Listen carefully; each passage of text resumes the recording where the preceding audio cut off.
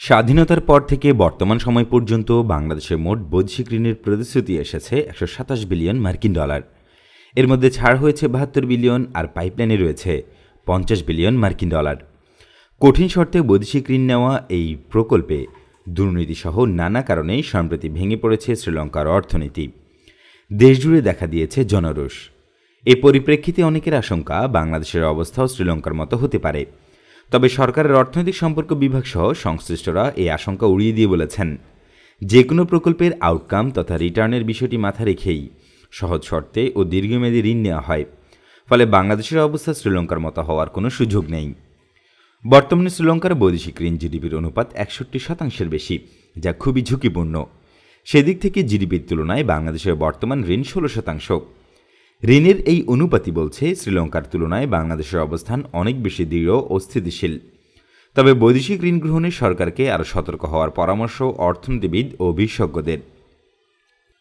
২০১৯-২০ অর্থ বছরে বৈদেশিক ঋণের প্রতিশ্রুতি এসেছে ৯.৭৯ বিলিয়ন মার্কিন ডলার এবং ২০-২১ অর্থ বছরে ঋণ প্রতিশ্রুতি এসেছে ৯.৪৪ বিলিয়ন মার্কিন ডলার।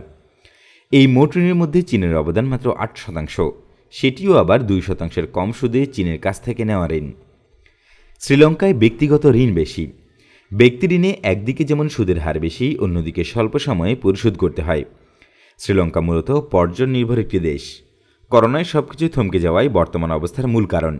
তবে আমাদের কোনো ব্যক্তি ঋণ নেই, সব ঋণ সরকার নিয়ে থাকে স্বল্প সুদে। উন্নয়ন সহযোগীদের কাছ থেকে বাংলাদেশের নেওয়া ঋণের সবই ইআরডির মাধ্যমে চুক্তিতে হয়। ইআরডি বলছে স্বাধীনতার পর বাংলাদেশকে সবচেয়ে বেশি ঋণ দিয়েছে বিশ্বব্যাংক, যা মোট ঋণের ৩৬%। এরপরই এশীয় উন্নয়ন ব্যাংকের অবদান ২৩%।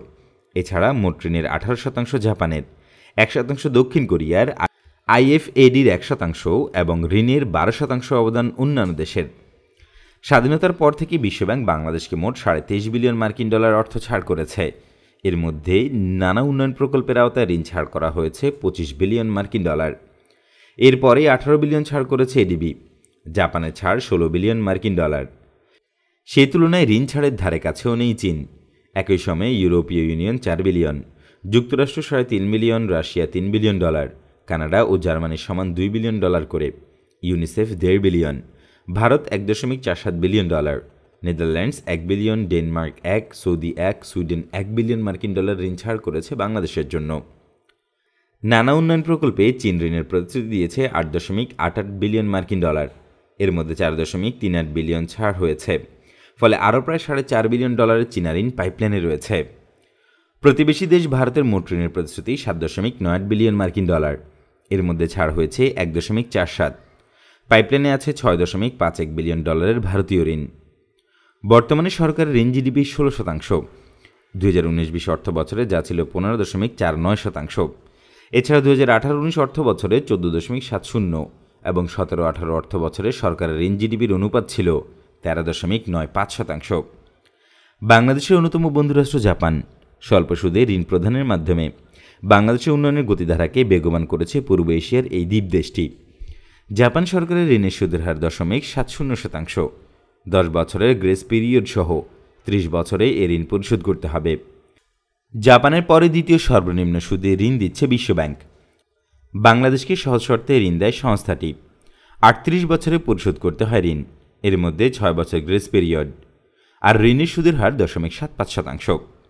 ভারতীয় ঋণেও কিছু শর্ত আছে। শর্ত অনুযায়ী ভারতীয় ঠিকাদাররা এসব প্রকল্পের কাজ পাবেন। পূর্ত কাজে ৬৫% মালামাল ও সেবা এবং অন্য প্রকল্পে দেশটি থেকে ৭৫% মালামাল ও সেবা আনতে হবে। ঋণের সুদের হার ১% ও কমিটমেন্ট চার্জ হবে ০.৫%। ৫ বছর রেয়াতকাল সহ ২০ বছরে পরিশোধ করতে হবে। চড়া সুদে ঋণ দেয় চীন। সুদের ফ্ল্যাট রেট ৩% এবং অন্যান্য চার্জ মিলে ৪.৫ থেকে ৫% সুদ গুনতে হয় বাংলাদেশকে।